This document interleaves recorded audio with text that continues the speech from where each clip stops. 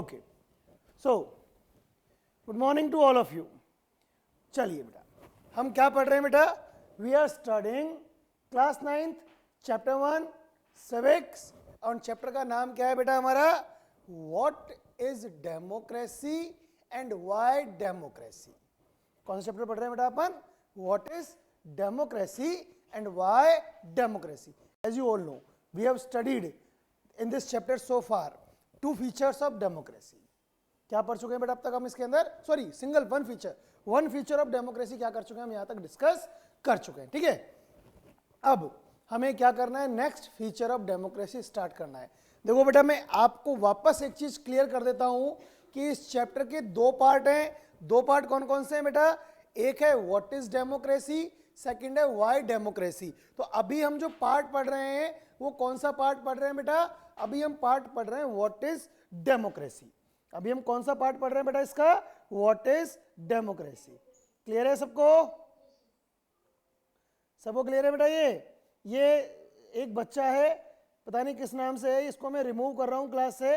Class में अगर enter करो तो अपने नाम से एंटर करो बेटा, ठीक है ना। जो भी कोई अलग अलग नाम से एंटर करेगा उसको मैं क्लास में से रिमूव कर दूंगा, ओके?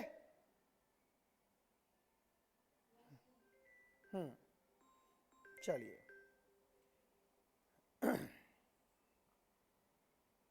स्टार्ट करते हैं बेटा अपन क्लास आज की। ध्यान देंगे आप। जिशान, ओके। चलिए देखिए, हम बात करेंगे बेटा हमारे नेक्स्ट फीचर की, और नेक्स्ट फीचर क्या है बेटा? Free and fair electoral competition. किसकी बात करेंगे बेटा अपन? Free and fair electoral competition, ठीक है। अब देखो, थोड़ा समझो पहले थोड़ा सा आप, तब जाकर हम आगे इसके अंदर डिस्कस करना शुरू करेंगे। देखो, डेमोक्रेसी क्या है?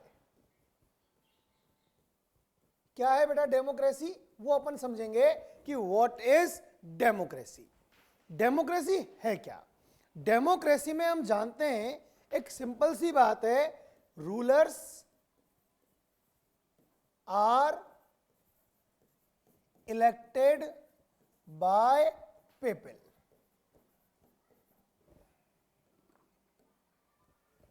क्या है बेटा democracy? Rulers are elected by people. यही होती है ना डेमोक्रेसी। क्या होती है बेटा democracy? That rulers are elected by people. Clear है चीज? चलिए अब अपन इसको और अच्छे से डिटेल में एक बात और समझते हैं बेटा अपन, कि rulers are elected by people का मतलब क्या है। क्या करते हैं अपन? एक कंसेप्ट समझते हैं, एक बात समझते हैं कि rulers are elected by people का मतलब कि कंट्री के अंदर क्या होंगे? इलेक्शंस होंगे। क्या होंगे बेटा? इलेक्शंस होंगे। अब इलेक्शंस होंगे तो क्या होगा? कॉन्टेस्ट होगा किसके बीच में? डिफरेंट पॉलिटिकल पार्टीज के बीच में। किसके बीच में? डिफरेंट पॉलिटिकल पार्टीज के बीच में क्या होगा बेटा? कंपटीशन होगा। ये राइट और रॉन्ग बताइए? यही चीज पढ़ी है ना हमने कि डिफरेंट पॉलिटिकल पार्टीज के बीच में क्या होगा बेटा? कंपटीशन होगा। ये तो हम सब समझते हैं। अब डिफरेंट पॉलिटिकल पार्टीज के बीच में कंपटीशन होगा, इसका मतलब डेमोक्रेसी के अंदर एक पॉलिटिकल पार्टी नहीं हो सकती, बहुत सारी पॉलिटिकल पार्टीज होना जरूरी है। क्यों? क्योंकि जब डिफरेंट पॉलिटिकल पार्टीज होगी, उनके बीच में जब कंपटीशन होगा, और उनमें से जिस पॉलिटिकल पार्टी को सबसे ज्यादा वोट मिलेंगे वही पॉलिटिकल पार्टी क्या मानी जाएगी? विनिंग पॉलिटिकल पार्टी मानी जाएगी। और वही पॉलिटिकल पार्टी क्या करेगी? अपनी गवर्नमेंट बनाएगी। ये भी अपन को पता है। वही पॉलिटिकल पार्टी क्या करेगी बेटा? अपनी गवर्नमेंट बनाएगी, ये भी पता है अपने को। लेकिन अगर ऐसा हो जाए कि क्या नहीं हो, एक सिंगल पॉलिटिकल पार्टी हमेशा इलेक्शन में खड़ी होती हो और वही हमेशा जीतती हो, ऑब्वियस सी बात है, अगर केवल एक सिंगल पॉलिटिकल पार्टी हमेशा इलेक्शन में खड़ी होगी तो जीतेगा भी कौन? वही सिंगल पॉलिटिकल पार्टी इलेक्शन जीतेगी। यस और नॉट? तो ऑब्वियस सी बात है, जब हमेशा वही सिंगल पॉलिटिकल पार्टी अगर इलेक्शन जीतेगी तो उस केस में क्या डेमोक्रेसी कहलाएगा? क्या क्यों? क्योंकि इलेक्शन कैसे नहीं है? फ्री नहीं है। इलेक्शन कैसे नहीं है? फ्री नहीं है। फ्री इलेक्शन नहीं है इसका मतलब कि आपने किसी और को इलेक्शन कंटेस्ट करने की क्या नहीं दी है? अपॉर्चुनिटी ही नहीं दी है। क्या नहीं किया है आपने? किसी और को इलेक्शंस कंटेस्ट करने की क्या नहीं दी गई है? आपके द्वारा अपॉर्चुनिटी नहीं दी गई है। क्लियर है यहां तक? अब हम समझते हैं इसी बात को एक चाइना के एग्जाम्पल से। कौन से एग्जाम्पल समझते हैं बेटा? चाइना के एग्जाम्पल से। थोड़ी सी मैं स्टोरी बताता हूं आपको। क्या है चाइना? चाइना में क्या होता है? चाइना में हर साल मतलब हर टर्म के बाद, हर 5 साल के बाद इलेक्शन होते हैं। आफ्टर एवरी 5 ईयर्स चाइना में क्या होता है? इलेक्शंस होते हैं, निश्चित रूप से इलेक्शंस होते हैं। क्यों होते हैं इलेक्शंस? ताकि वो लोग क्या कर सकें? अपनी कंट्री की पार्लियामेंट को इलेक्ट कर सकें। क्यों होते हैं बेटा इलेक्शंस? ताकि वो लोग क्या कर सकें?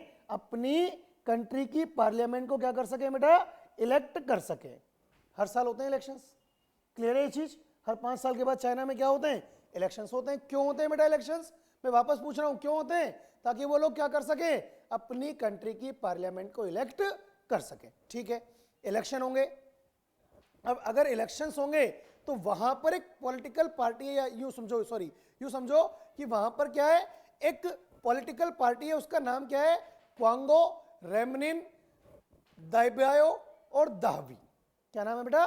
क्वांगो, रेमनिन, दाइबियो और दाहबी। ये पॉलिटिकल पार्टी का नाम है, चाइनीज नेम है। हमें इसकी जगह हम सिंपल नेम समझते हैं, नेशनल पीपल्स कांग्रेस। क्या नाम है बेटा? National people's congress. और इस नेशनल पीपल्स कांग्रेस के पास ये पावर है कि ये कंट्री के प्रेसिडेंट को क्या कर सकती है बेटा? इलेक्ट कर सकती है। क्या पावर है बेटा इसके पास? कि ये कंट्री के किसको?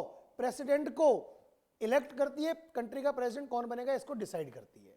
कौन डिसाइड करता है बेटा? ये क्वांगो, रेमनिन, दाइबियो, दाबी, नेशनल पीपल्स कांग्रेस। क्लियर है यहां तक? चलिए, अब पूरे चाइना में टोटल 3000 कैंडिडेट्स इलेक्शन में इलेक्ट किए जाते हैं। कितने लोग पार्लियामेंट में बैठते हैं बेटा चाइना के अंदर?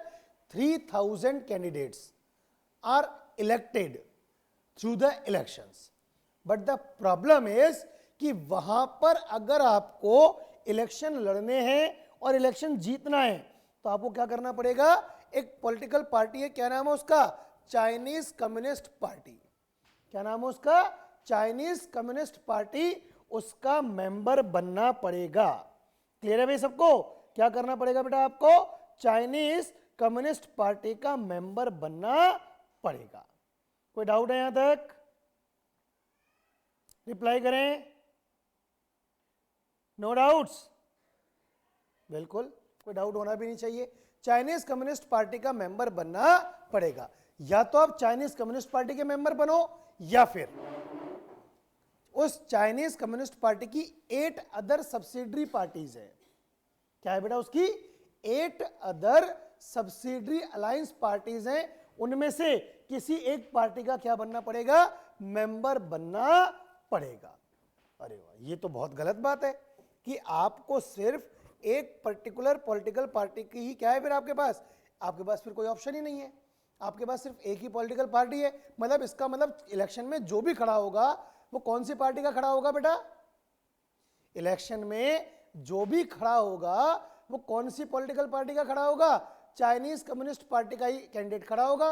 और हमेशा इलेक्शन जीतेगी भी फिर कौन सी political party? Chinese communist party ही क्या करेगी? हमेशा इलेक्शन जीतेगी। क्या कोई और पॉलिटिकल पार्टी फिर इस केस में इलेक्शन जीत सकती है क्या? नहीं जीत सकती। क्यों नहीं जीत सकती?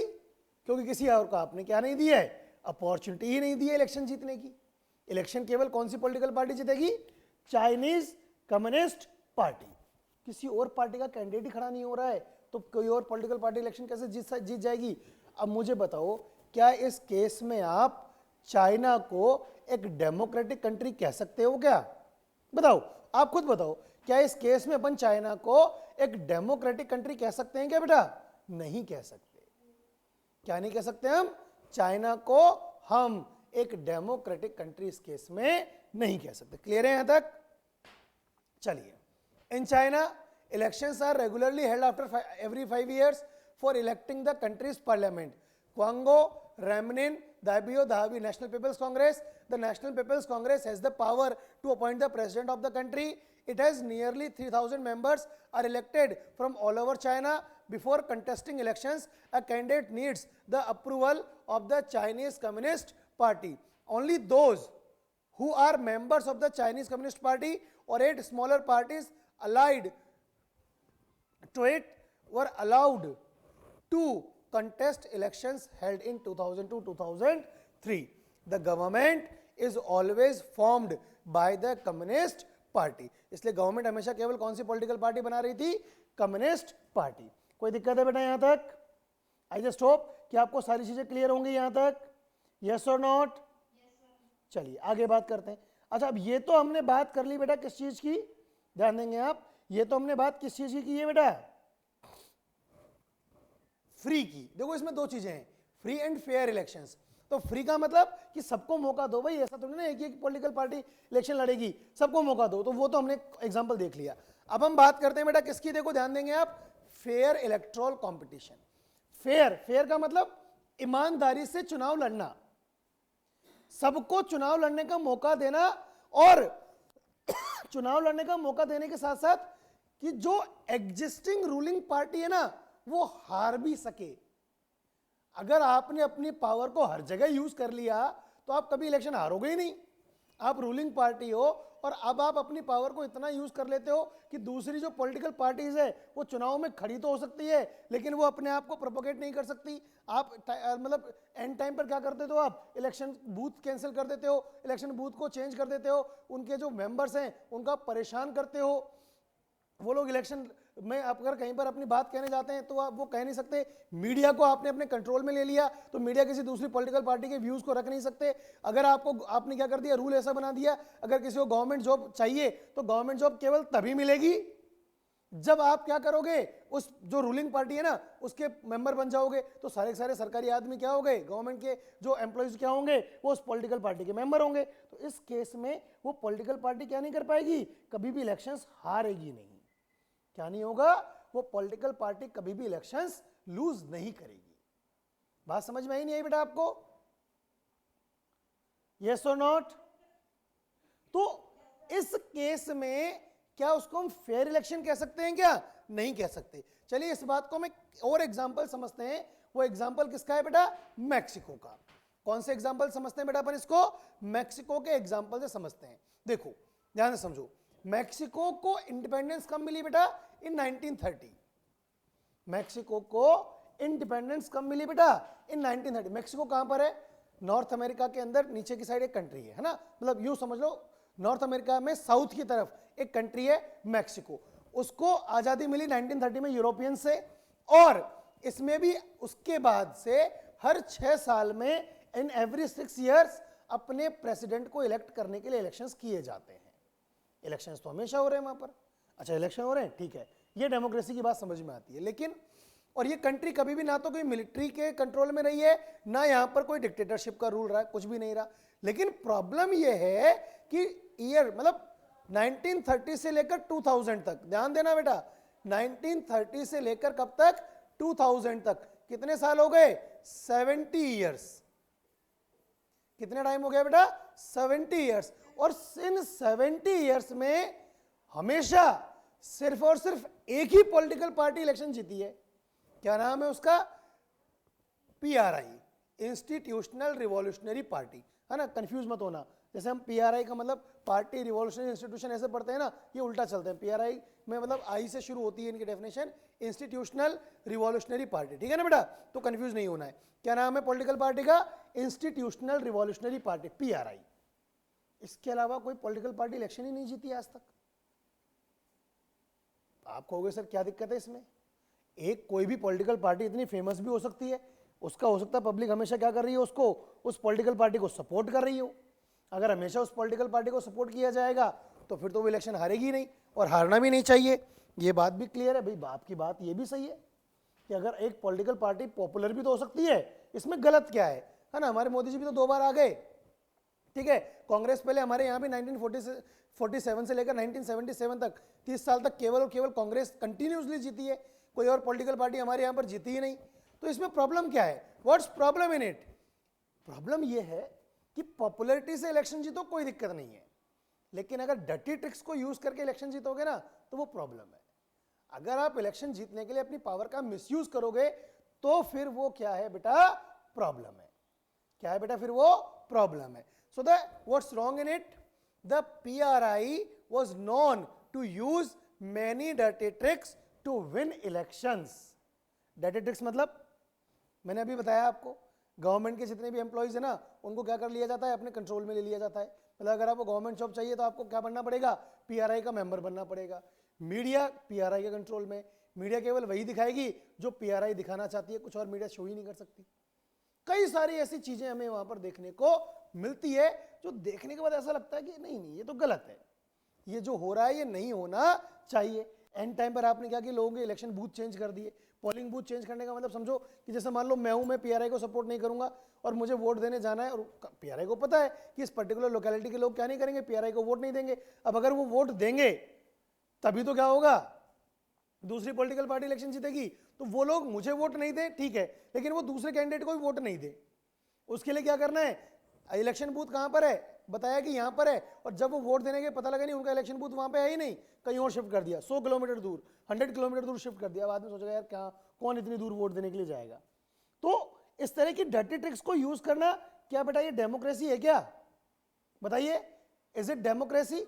नहीं, ये डेमोक्रेसी नहीं है। हम इसको डेमोक्रेसी कंसिडर नहीं कर सकते। तो इसीलिए क्या नहीं है, ये फेयर इलेक्शन वाली बात यहां पर हमें दिखाई नहीं देती है ना। तो हमने अब देखो चाइना का एग्जाम्पल पढ़ा, हमने मैक्सिको का एग्जाम्पल पढ़ा। अब हम इन दोनों एग्जाम्पल्स को पढ़ के एक बात समझते हैं, should we consider the elections described above as examples of people electing their rulers? क्या इन दोनों केस में, चाइना के केस में भी और मैक्सिको केस में भी, क्या ये कहना उचित हो गया क्या कि लोग अपने रूलर्स को इलेक्ट कर रहे हैं? नहीं, उनसे जबरदस्ती इलेक्ट करवाया जा रहा है। वो नहीं चाहते हैं कि भाई ये क्या बने, हमारे लीडर बने, फिर भी क्या बन जाएंगे वो लीडर। क्यों? क्योंकि उनसे जबरदस्ती क्या किया जा रहा है? इलेक्ट करवाया जा रहा है। ठीक है, नो, तो क्या इसका डिस्क्रिप्शन क्या निकलता है? A democracy must be based on free and fair elections. Democracy किसके ऊपर बेस्ड होनी चाहिए बेटा? फ्री एंड फेयर इलेक्शंस के ऊपर डेमोक्रेसी बेस्ड होनी चाहिए। Where those currently in power have a fair chance of losing. इसमें वो लोग जो अभी पावर में हैं वो भी इलेक्शन हार सकें, ऐसी सिचुएशन उनके लिए भी बननी चाहिए। क्लियर है बेटा यहां तक? अगर अब यहां तक किसी को कोई भी डाउट है then you can ask me. ये हमारा सेकंड फीचर कौन सा? Free and fair electoral competition complete हो जाता है। Any doubt still here? नहीं है तो हम थर्ड फीचर की बात करें बेटा। अब should we talk the third feature? चलिए देखिए बेटा, ध्यान दीजिए, क्या है बेटा हमारा third feature? 1 person 1 vote 1 value. मतलब ध्यान से समझना, 1 पर्सन 1 वोट 1 वैल्यू। देखो हम समझते हैं इस बात को ध्यान से। क्या है कि देखो डेमोक्रेसी, किसकी बात कर रहे हैं बेटा अपन? डेमोक्रेसी की। डेमोक्रेसी में क्या होता है कि पब्लिक द्वारा इलेक्शन में वोट दिया जाता है, और उस वोट के थ्रू क्या होता है बेटा? कैंडिडेट्स जो होते हैं, जो कंटेस्टेंट्स होते हैं, जो इलेक्शन के अंदर खड़े होते हैं, वो इलेक्शंस जीतते हैं, पावर में आते हैं और हमारे पर रूल करते हैं। अब बात यह है कि वोट कौन देगा? क्या हर व्यक्ति को वोट देने का अधिकार है? अगर हर व्यक्ति को वोट देने का अधिकार है तभी तो हम उसको डेमोक्रेसी कह सकते हैं ना। मान लो सिचुएशन ऐसी बन जाए कि आपने पर्टिकुलर क्लास के लोगों को तो वोट देने का अधिकार दे दिया और किसी पर्टिकुलर कम्युनिटी या क्लास के लोगों को आपने क्या नहीं दिया? वोट देने का राइट नहीं दिया, तो क्या उस केस में भी डेमोक्रेसी कहोगे क्या उसको? नहीं कहेंगे ना, बिल्कुल नहीं कहेंगे।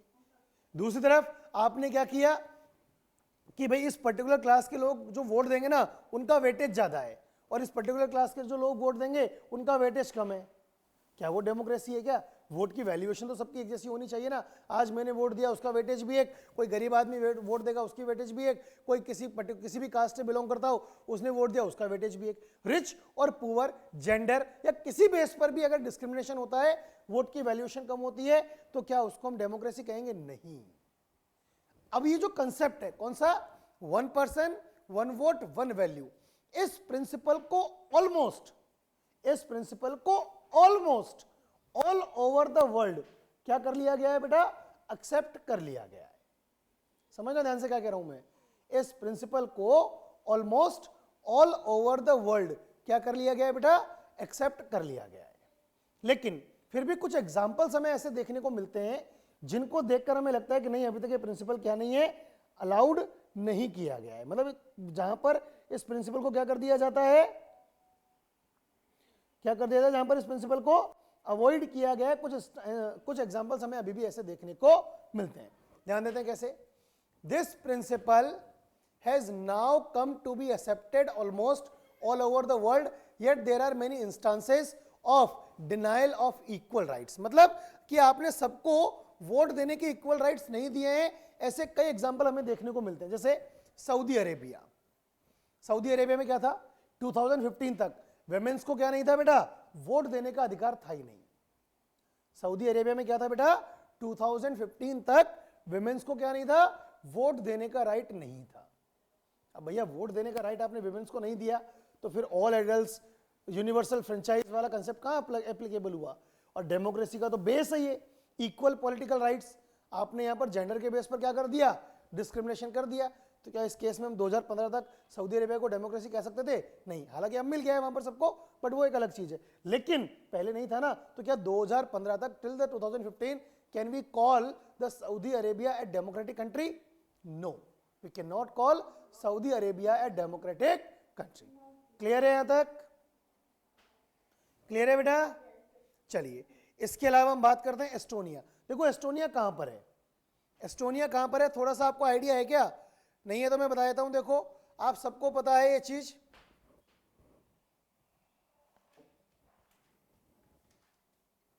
ओके ये तो अभी मैंने बताया है ना। देखो ध्यान देना, ये यूरोप है और यूरोप के यहां पर रशिया पड़ता है ना बेटा। रशिया के ऊपर एक छोटी सी कंट्री है, कौन सी? एस्टोनिया। कौन सी कंट्री है बेटा ये? एस्टोनिया। ठीक है ना। इस एस्टोनिया में क्या था, बहुत सारे रशियंस यहां पे क्या हो गए थे? माइग्रेट हो गए थे। क्या हो गए थे बेटा? बहुत सारे रशियंस क्या हो गए थे बेटा? माइग्रेट हो गए थे। ठीक है ना। अब तो जो एस्टोनिया में जो रशियंस माइग्रेट हुए, ये रशियंस क्या में होंगे? माइनॉरिटी में। क्या होगी एस्टोनिया की एक पॉपुलेशन? रशियन माइनॉरिटी वाली पॉपुलेशन होगी। कैसी पॉपुलेशन होगी बेटा? रशियन माइनॉरिटी वाली पॉपुलेशन होगी। क्लियर?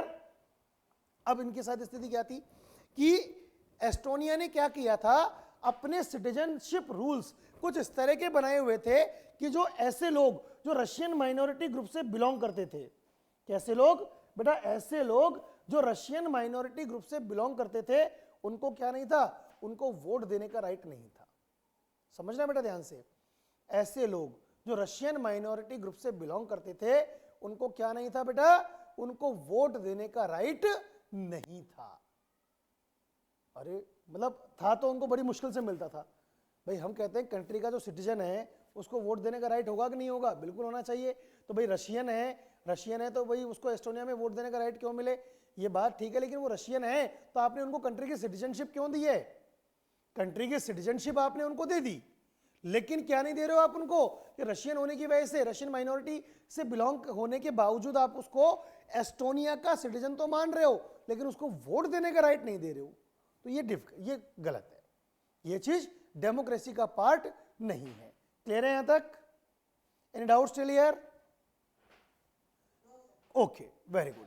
आगे बात करते हैं फिजी, है ना। फिजी की बात करते हैं। देखो फिजी क्या एक आइलैंड कंट्री है ना। एक बिल्कुल इधर की तरफ हमारे इधर ऑस्ट्रेलिया है, ऑस्ट्रेलिया के बिल्कुल आगे जाकर इधर की तरफ क्या है? एक फिजी एक आइलैंड कंट्री है ना। ये ऑस्ट्रेलिया है ना। ऑस्ट्रेलिया हमारे इधर की तरफ पड़ता है, तो उसकी तरफ एक फिजी छोटी सी आइलैंड कंट्री है। अब आइलैंड कंट्री, तो आइलैंड कंट्री के बारे में आपको पता होगा क्या स्थिति होती थी आइलैंड कंट्रीज के अंदर, कि जब हमारे यहाँ पर कॉलोनियल रूल चला करता था उस समय ब्रिटिशर्स क्या करते थे, इन छोटे छोटे आइलैंड कंट्रीज के ऊपर क्या करते थे, प्लांटेशन का काम करवाया करते थे। किससे किससे करवाते थे प्लांटेशन का काम? जहां पर इन्होंने अपनी कॉलोनीज बना रखी है वहां से लोगों को ले जाते और इन आइलैंड कंट्रीज के ऊपर उनसे प्लांटेशन करवाते थे। तो इसी तरह से फिजी के अंदर दो तरह के लोग हो गए, एक तो इंडिजीनियस फिजीज जो शुरू से कौन है, कहां पर रहते हैं, फिजी में ही रहते हैं, और एक माइग्रेटेड फिजीज, मतलब जैसे एग्जांपल ले लिया हमने इंडियन फिजी। कौन? Indian Fiji. इंडियन फिजी का मतलब कौन क्या हो गया बेटा? वो आदमी जो पहले इंडिया में था, मतलब अभी जो फिजी में रहता है लेकिन उसके फोर फादर्स क्या थे, पहले इस तरह से कॉलोनी रूल के टाइम पर फिजी में आ गए होंगे, वो वहां पर अब रहते हैं। ऐसे लोगों के पास क्या नहीं है, वोटिंग राइट नहीं है। मतलब वोटिंग राइट है लेकिन उनके वोट की वैल्यू क्या है, बहुत कम है। मतलब इंडिजीनियस फिजी के वोट की वैल्यू ज्यादा है और जो इंडियन फिजी है उसके वोट की वैल्यू कम है। ये one value one vote one value वाला कंसेप्ट यहां पर नहीं है, तो क्या उसको हम डेमोक्रेसी कहेंगे? नहीं कहेंगे। तो क्या है, in Fiji the electoral system is such that the vote of an indigenous Fiji has more value than that of an Indian Fiji। एक इंडिजीनियस फिजी के कंपैरिजन में इंडियन फिजियन की वोट की वैल्यू क्या थी, कम थी। क्या यह सही बात है? नहीं, ये बिल्कुल भी सही बात नहीं है। तो इसका कंक्लूजन अगर हम निकालते हैं तो क्या निकल के आता है कि democracy is based on a fundamental principle of political equality. Democracy किसके ऊपर बेस्ड है बेटा? पॉलिटिकल इक्वालिटी जैसे प्रिंसिपल के ऊपर बेस्ड है। लेकिन क्या हमने ये जो एग्जांपल देखे, तीनों एग्जांपल, फर्स्ट सेकंड थर्ड, क्या इन तीनों एग्जांपल्स में हमें पॉलिटिकल इक्वालिटी देखने को मिली? नहीं मिली। ठीक है, तो in a democracy each adult citizen must have one vote and each vote must have one value. मतलब डेमोक्रेसी में यह है कि जिसको भी आपने एडल्ट माना है, 18 ईयर 16 ईयर, वैसे 18 ईयर के ऊपर लोगों को क्या माना जाता है, एडल्ट माना जाता है, कि उन हर 18 ईयर के ऊपर के आदमी को, चाहे वो किसी भी कास्ट से बिलोंग करता हो, चाहे किसी भी वो रिलीजन से बिलोंग करता हो, चाहे किसी भी कलर से बिलोंग करता हो, चाहे किसी भी जेंडर से बिलोंग करता हो, चाहे रिच हो चाहे पुअर हो, लेकिन अगर उसकी एज 18 ईयर से ऊपर है, if he is considered as an adult citizen, then he should be given the voting right। आप केवल जेंडर के बेस पर, जैसे अरेबिया ने किया ना, सऊदी अरेबिया ने, वैसा नहीं होना चाहिए। सबको वोट देने का अधिकार मिलना चाहिए, पहली चीज। और हर आदमी को जो वोटिंग राइट दिया है उसकी वैल्यू भी इक्वल होनी चाहिए। एवरी सिटीजन, सबको वोट देने का अधिकार हो और सबके वोट की वैल्यू भी कैसी हो, इक्वल हो। क्लियर? क्लियर है बेटा? कंक्लूजन समझ में आ गया? तो चलिए अब हम बात करेंगे बेटा हमारा नेक्स्ट फीचर की। क्या है नेक्स्ट फीचर बेटा? Rule of law and respect of right. क्या है बेटा? Rule of law and respect for rights. चलिए नेक्स्ट फीचर के बारे में हम समझते हैं अच्छे से, ध्यान से, और उसको हम कंसिडर करते हैं। ध्यान देंगे आप। क्या है रूल ऑफ लॉ? मतलब कंट्री के अंदर जो लेजिस्लेशंस बने हैं, जो रूल्स एंड रेगुलेशंस बने हुए हैं, क्या उन रूल्स एंड रेगुलेशंस को फॉलो किया जा रहा है? क्या जो कॉन्स्टिट्यूशन बनाया गया है उस कॉन्स्टिट्यूशन के अकॉर्डिंग गवर्नमेंट क्या कर रही है? ध्यान समझना, क्या उस कॉन्स्टिट्यूशन के अकॉर्डिंग गवर्नमेंट क्या कर रही है? अपना रूल चला रही है। कहीं ऐसा तो नहीं कि वो गवर्नमेंट अपनी मर्जी से कुछ भी कभी भी कॉन्स्टिट्यूशन को चेंज कर देती हो? जब अपनी मर्जी से कभी भी कॉन्स्टिट्यूशन चेंज कर सकते हो तो फिर उस कॉन्स्टिट्यूशन को बनाने का मतलब ही क्या हुआ? कॉन्स्टिट्यूशन का मतलब कि गवर्नमेंट क्या करे, उस कॉन्स्टिट्यूशन के अंदर जो रूल्स एंड रेगुलेशंस बने हुए ना उनके दायरे में रहकर काम करे। वो लिमिट हो गई उसकी, लेकिन अगर आप उन लिमिट्स को फॉलो नहीं करते हो, अगर आप कंसिडर ही नहीं करते उन लिमिट्स को, तो कोई मतलब नहीं है उसका, उन रूल्स को बनाने का कोई यूज ही नहीं है। क्लियर है बेटा? यहां तक क्लियर है भाई सबको यहां तक? तो उन रूल्स को बनाने का कोई सेंस नहीं है। क्यों नहीं है सेंस? क्योंकि आप उन रूल्स को फॉलो ही नहीं कर रहे हो। दूसरी तरफ हमने बात किया बेटा, देखो डेमोक्रेसी में गवर्नमेंट के 3 ऑर्गन्स होते हैं। कौन कौन से? लेजिस्लेचर, एग्जीक्यूटिव और जुडिशरी। जुडिशरी का काम क्या है कि ये चेक करना कि जो रूल्स एंड रेगुलेशंस बनाए गए हैं वो सही तरीके से बनाए गए हैं या नहीं, और अगर सही तरीके से बनाए गए हैं तो उनको सही तरीके से अप्लाई किया जा रहा है या नहीं। जुडिशरी के पास पावर होती है, लेकिन अगर आप उस कोर्ट की बात को मानोगे ही नहीं, उसको आप अपॉर्चुनिटी नहीं दोगे अपनी बात कहने की, तो क्या वो सही है? क्या नहीं, वो भी सही नहीं है। तो जरूरी क्या है समझना बेटा बात को कि व्हाट इज कंपलसरी। तो जरूरी यह है कि हम क्या करें, जो गवर्नमेंट, जो एक बार कॉन्स्टिट्यूशन बन गया उसके अंदर जो रूल्स एंड रेगुलेशंस बने उनको क्या किया जाए, उनको फॉलो किया जाए, उनको माना जाए। जो लोगों के पास सिटीजनशिप राइट है उन सिटीजनशिप राइट्स की क्या किया जाए, रिस्पेक्ट किया जाए। चलिए इस बात को समझने के लिए हम क्या लेते हैं, जिम्बाब्वे का एग्जांपल लेते हैं। Zimbabwe attend independence from white minority rule in 1980। Zimbabwe को व्हाइट माइनॉरिटी रूल से आजादी कब मिली बेटा, 1980 के अंदर। और अब जिम्बाब्वे के अंदर एक पॉलिटिकल पार्टी है, उस पॉलिटिकल पार्टी का नाम क्या है बेटा, जानु पीएफ। क्या नाम है, जानु पीएफ। अच्छा, जानु पीएफ जो है ना एक अच्छी पॉलिटिकल पार्टी है। इसने क्या किया है, इसने जिम्बाब्वे को जो व्हाइट माइनॉरिटी रूल से आजादी दिलाने में बहुत अहम रोल निभाया है, बहुत अहम रोल निभाया है। मतलब जिम्बाब्वे को व्हाइट माइनॉरिटी से जो फ्रीडम मिली है ना, उसमें एक बहुत अच्छा कंट्रीब्यूशन किसका रहा है, जानु पीएफ का। तो elections were held regularly and always one by जानु PF.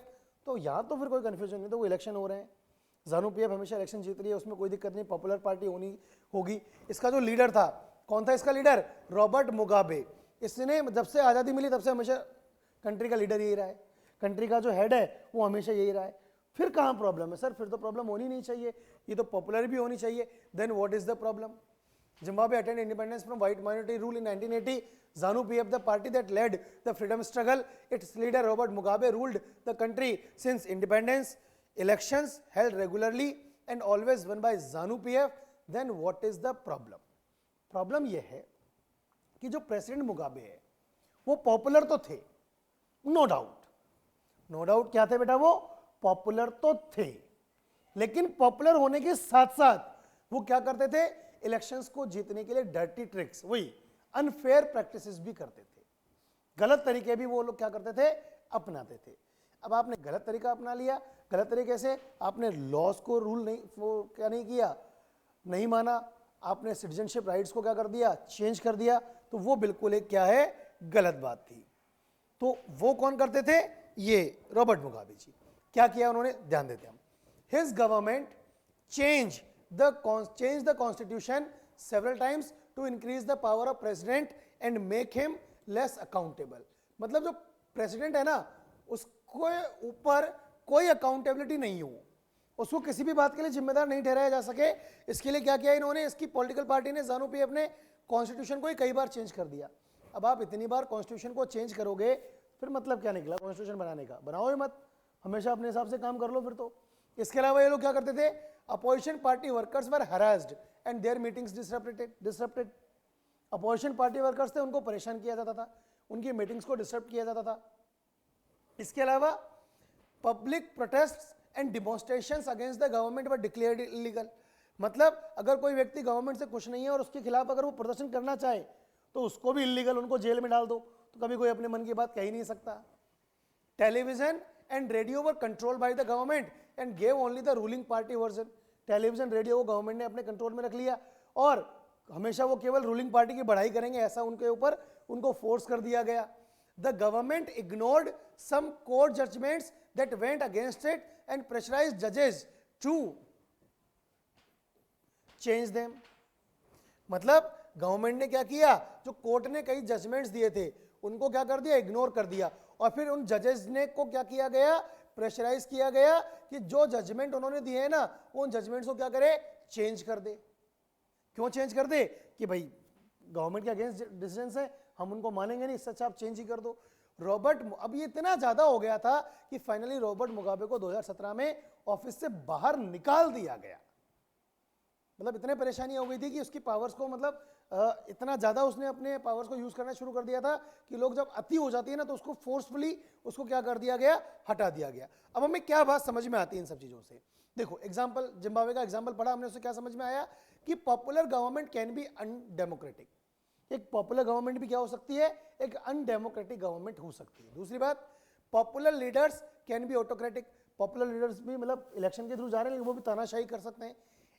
It is important to look elections, भाई इलेक्शंस कैसे हो रहे हैं वो ध्यान देना जरूरी है, लेकिन इलेक्शन के बाद गवर्नमेंट क्या कर रही है, इलेक्शन के पहले गवर्नमेंट क्या कर रही है, उनके ऊपर भी ध्यान देना जरूरी है। But it is equally important to look before and after the elections. मतलब a democratic government rules within the limits set by constitutional laws and citizens rights. एक डेमोक्रेटिक गवर्नमेंट हमेशा, मैंने पहले बताया कि जो कॉन्स्टिट्यूशन ने लॉज बना दिए उनके दायरे में रहकर सिटीजनशिप के जो राइट्स मैंने मिले हुए हैं उनको, उनके अकॉर्डिंग क्या करती है, रूल करती है. क्लियर है बेटा ये चीज? ये हमने 4 फीचर्स ऑफ डेमोक्रेसी क्या कर लिए, कंप्लीट कर लिए. Any doubts till here? Confirm? चलिए, तो बेटा बाकी बातें हम नेक्स्ट क्लास में करेंगे. Till then thank you class.